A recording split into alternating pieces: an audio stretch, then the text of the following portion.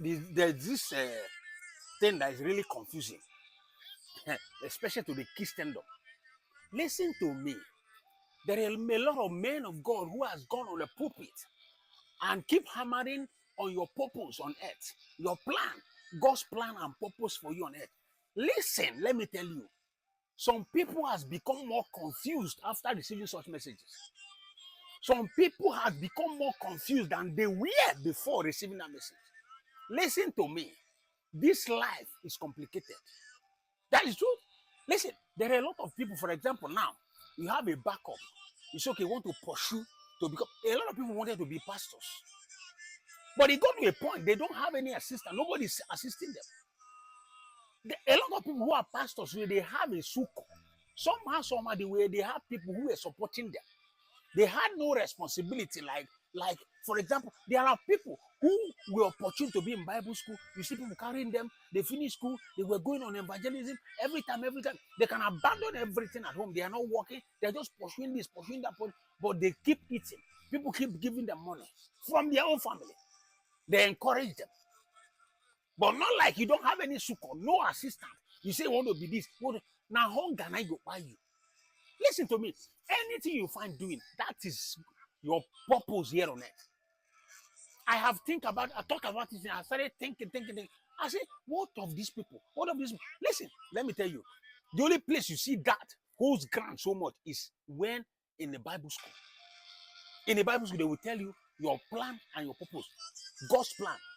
And for example, men of God always think that God's plan and purpose for you, they tilt towards that Christian pastoral thing.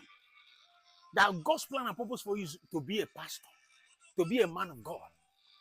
A lot of people that doesn't have the flair, but they just love God, but they are not called out to preach or to have a congregation. What now happens to such people? Listen, anything you're doing, listen, this is Nigeria. Anything you're doing, do it well, do it well.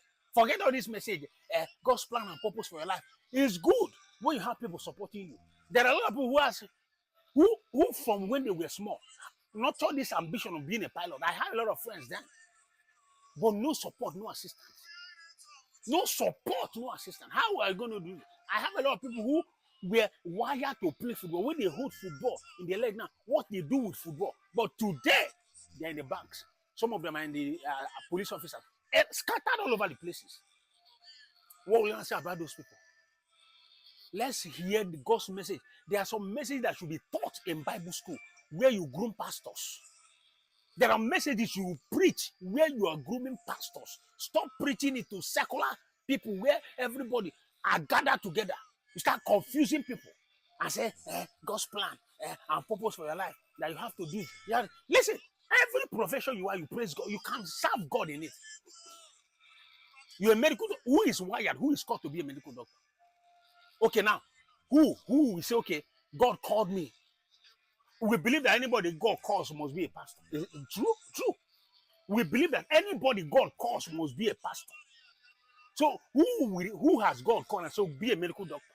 So God calling you must be taught in Bible schools. You will stop bringing out these messages to the secular people and start confusing people, and people will become more confused than they were before listening to the message. Please, men of God, let's be guided. Be guided.